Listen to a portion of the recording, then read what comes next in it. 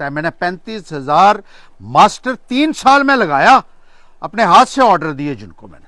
4,300 school बंद किया है इन्होंने। बिल्कुल। और शराब की दुकानें लगातार बढ़ाई हैं। एक कमिश्नर ने कहा था कि 13,000 करोड़ रुपए का घोटाला हुआ है यहाँ। पीने का पानी नहीं है, शराब की दुकानें लगातार खुल रही हैं। पीने का पानी नहीं है, शराब की दुकानें लगातार खुल रही हैं। और जहाँ सड़क ही नहीं होगी तो वहाँ दूसरी चीजें पहुंचेंगी कैसे? हिंदू मुसलमान की राजनीति करके वोट ले जाते हैं। वोट इसलिए नहीं देते हैं लोग कि आप हिंदू और मुसलमान के नाम पर लोगों को लड़ाएंगे।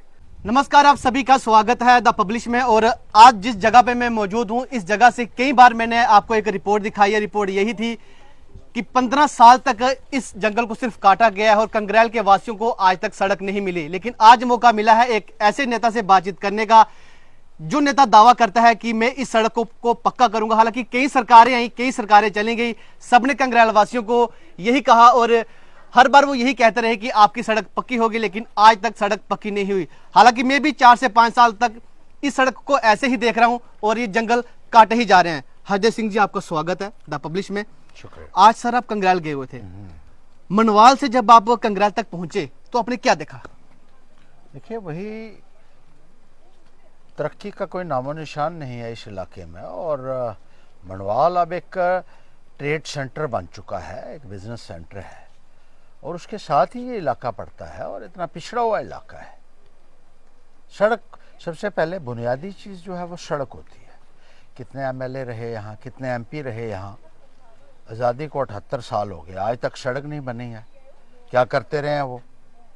लोगों ने खुद पैसे इकट्ठे करके रास्ते बनाए हुए हैं यहाँ पे, अपने पैसे से मशीनें लगाकर ये रास्ते बनाए हुए हैं। इतनी आबादी होने के बावजूद भी इनको सड़कें नहीं है। किस किस्म के डंडोरे पीटे जा रहे हैं यहाँ मुल्क के अंदर कि सड़कें हमने जगह जगह बना दी हैं।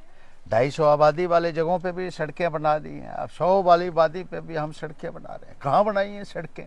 ज़रा देखें तो सही। और जो नुमाइंदे रहे हैं, जो वोट से जीते हैं, ये एक बहुत बड़ी जिम्मेदारी उनकी बनती है कि वो लोगों की परेशानियों को समझें और उसका समाधान करें। और जहाँ सड़क ही नहीं होगी तो वहाँ दूसरी चीज़ें पहुँचेंगी कैसे? ये एक सोचने वाली बात है। मैं जिस इलाके का एमएलए रहा हूँ वहाँ कोई इलाका ऐसा नहीं है जहाँ सड़क नहीं हो। दूर पहाड़ की चोटियों के ऊपर मैंने सड़कें पहुँचाई हैं। एक एक गांव में 3-3 तरफ से सड़कें बनाई हुई हैं और ब्लैक टॉप सड़कें हैं। यहाँ लोग खुद अपने पैसा खर्चा करके और कच्ची सड़कें बना रहे हैं। इससे ज़्यादा बेशर्मी की बात और क्या होगी नुमाइंदों के लिए, जो आज तक यहाँ की लीडर होने का दावा करते रहे और यहाँ के लोगों को वोट लेते रहे और उसके बाद लोगों को अपने हाल पर छोड़ दिया उन लोगों ने। सर, हम बात करेंगे ब्लॉक डंसाल की, क्योंकि ये जो कंग्रेल इलाका है, आज हम बात करेंगे कंग्रेल की, क्योंकि जिस जगह पे हम खड़े हैं ये पुल जो है ये दून से कंग्रेल को जोड़ता है। हालांकि इस पुल को बने हुए भी कई सालों हो गए हैं। जब बरसात का मौसम होता है तो इस पुल से चलना काफी मुश्किल हो जाता है, पैदल भी इस पुल से चलना काफी मुश्किल हो जाता है। हालांकि कंग्रेल की बात आज हम इसलिए करेंगे क्योंकि आज आप कंग्रेल गए हुए थे। यहाँ पे सर लोगों को पानी तो काफी ज्यादा, लेकिन पीने का पानी भी आज तक यहाँ के लोगों को नसीब नहीं हुआ है। आज भी जब लोग घरों से पानी लेने के लिए जाती हैं, यहाँ की महिलाएं जब पानी लेने के लिए जाती हैं, 2-2 घंटे उनको लग जाते हैं। अपने घर बंद करके वो जाती हैं पानी लेने के लिए और रास्ते से जब वो आती हैं, ऐसे जंगलों से सर वो पानी लेके आती है जहां पे डर रहता है, क्योंकि सारा इलाका जो है रिहायशी इलाका है। यहाँ पे किसानों का ऐसा कहना है कि उनकी फसलों को बंदर भी नुकसान पहुंचा रहे हैं और ऐसे जंगली जानवर रात के समय में आते हैं कि लोगों का यहाँ पे जीना मुश्किल हो चुका है। लेकिन आज तक इन लोगों की आवाज नहीं सुनी गई सर। बिल्कुल। अब मैं भी ये मानता हूँ कि किस मुंह से वो लोग वोट मांगने के लिए आते हैं, जो यहाँ के नुमाइंदे रहे, एमएलए रहे, एमपी रहे या दूसरी इलेक्शंस जो जीते रहे हैं, वो कैसे आते हैं लोगों के सामने और क्या मुंह लेकर आते हैं? काम कुछ किया नहीं है। आपने खुद चीजें गिना दी, ना सड़क है, ना पानी है, ना बिजली है। ये बुनियादी सुविधाएं भी लोगों को आज तक अगर नहीं मिली है, मुझे नहीं लगता कि उनको कोई अधिकार बनता है कि इन लोगों के पास जाकर इलेक्शंस के दौरान में वोट मांगे। जिसने काम किया हो उसके जाने की जरूरत भी नहीं पड़ती है। लेकिन ये लोग जो हैं ये जाते हैं जब इलेक्शंस होती हैं और जिस तरीके से लोगों को बहलाया फुसलाया जाता है, भोले भाले लोग होते हैं उनको ठगा जाता है, ठग कर उनसे वोट लिए जाते रहे हैं आज तक। मैं इसलिए कहने के लिए ये मजबूर हूं क्योंकि लोगों का तो कुछ हुआ नहीं है। और इलेक्शन के दौरान जो जो कुछ होता है, जो करप्ट प्रैक्टिसेस ये लोग करते हैं, नेता लोग करते हैं, लोगों को गुमराह करने के लिए, लोगों को बरगलाने के लिए, लोगों के जज्बात के साथ एक खिलवाड़ किया जाता है। हिंदू मुसलमान की राजनीति करके वोट ले जाते हैं। वोट इसलिए नहीं देते हैं लोग कि आप हिंदू और मुसलमान के नाम पर लोगों को लड़ाएंगे। लोग इसलिए वोट देते हैं कि उनकी बेहतरी होगी, उनके गांव में कुछ अच्छी सहूलियात बनेगी, उनके बच्चों के लिए एक अच्छा भविष्य जो है वो नेता देगा।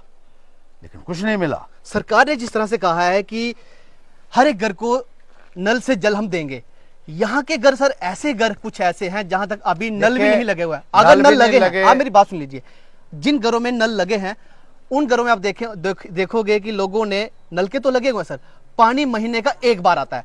आप खुद अंदाजा लगाइए कि महीने में एक बार अगर पानी आएगा तो जिस घर में 7 से 8 लोग हैं, मैं लोगों से ये कहूंगा कि जवाबदेह बनाइए अपनी लीडरशिप को। और जिन लोगों ने आपके साथ धोखा किया है, वोट लिए आपके और एमएलए बनते रहे, एमपी बनते रहे, उनको मत घुसने दीजिए अपने इलाके में। पीने का पानी नहीं है, शराब की दुकानें लगातार खुल रही हैं।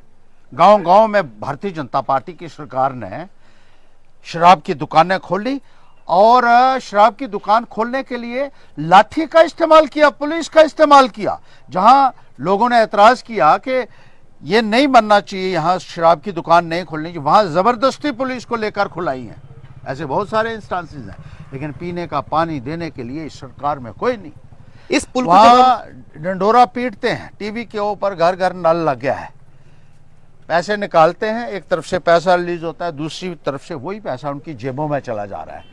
एक कमिश्नर ने कहा था कि 13,000 करोड़ रुपए का घोटाला हुआ है। यहाँ लोगों का पीने का पानी के नाम पर भी आपने लूट लिया लोगों को, और वोट मांगते हो लोगों से।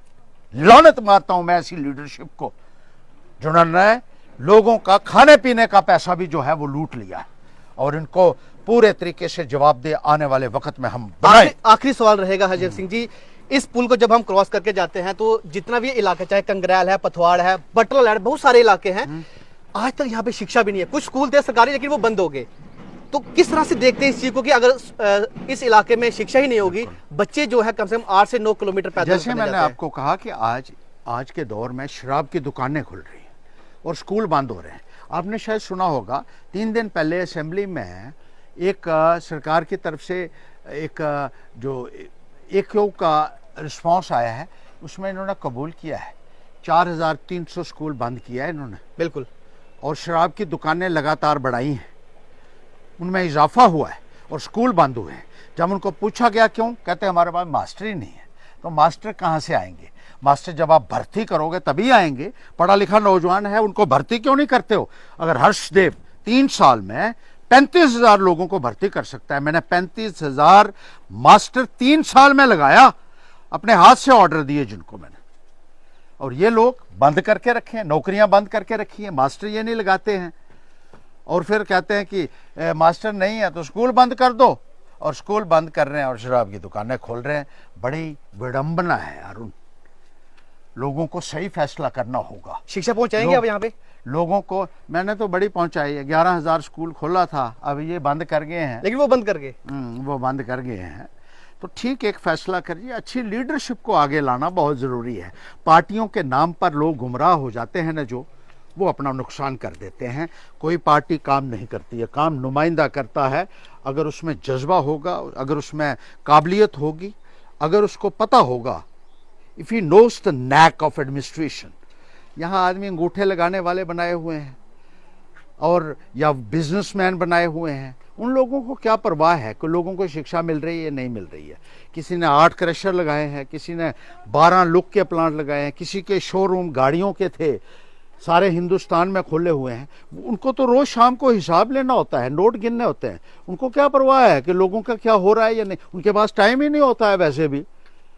तो लोगों को ये फैसला करना होगा कि ठीक नुमाइंदगी हो। जब तक नुमाइंदगी ठीक नहीं होगी तब तक हमारे गरीब लोगों का, गांव के लोगों का मुस्तकबिल जो है वो अंधेरे में रहेगा। ये मुस्तकबिल हमारे हाथ में है और ये हम लोगों को समझा रहे हैं।